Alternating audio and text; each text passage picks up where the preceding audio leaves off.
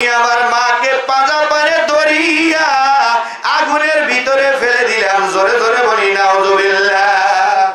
মাকে আগুনের ভিতরে ফেলে দিলাম হুজুর।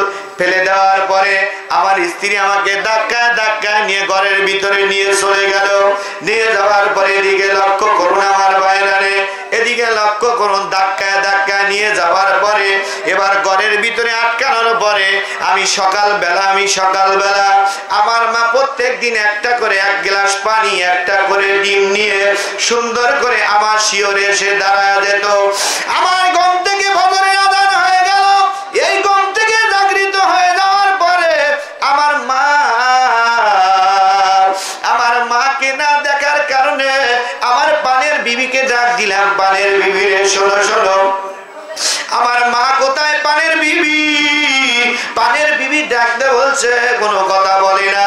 হঠাৎ করে বললাম দরজাটা খুলে দাও পানের বিবি রে, আমি একটু বাইরে যাব।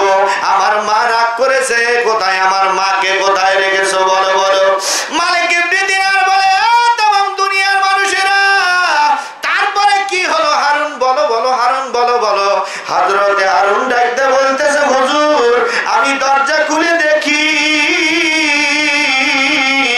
মসজিদের পালকি আমার বাড়িতে। কোথায় পালকি? মসজিদের পালকি আমার বাড়িতে। আমি বললাম কাফন করে কাকে? খাটনির ভিতরে রেখেছে। ও পানের বিবি বলো। পানের স্ত্রী কোনো কথা বললেন না। পানের স্ত্রী মুখে কাপড় দিয়ে কাঁদতে কাঁদতে চলে গেল। পাড়ার মহিলারা পাড়ার মানুষেরা এসে সুন্দর করে আল্লাহর কোরআন তিলাওয়াত করা আরম্ভ করে দিয়েছে লাশের কাছে। এই লাশের কাছে তিলাওয়াত করা আরম্ভ করে দিয়ে এ সোনার মানিকেরা, আব্বা জানেরা, ভাই জানেরা, হযরতে হারুন বলে, হুজুর আমি পাড়ি দিয়ে মানুষকে সরায়া আমি লাশের কাছে দাঁড়ায় গেলাম। এ পাড়ার মহিলা এই লাশটা কার? মেহেরবানি করে দয়া করে বলো বলো, এই লাশটা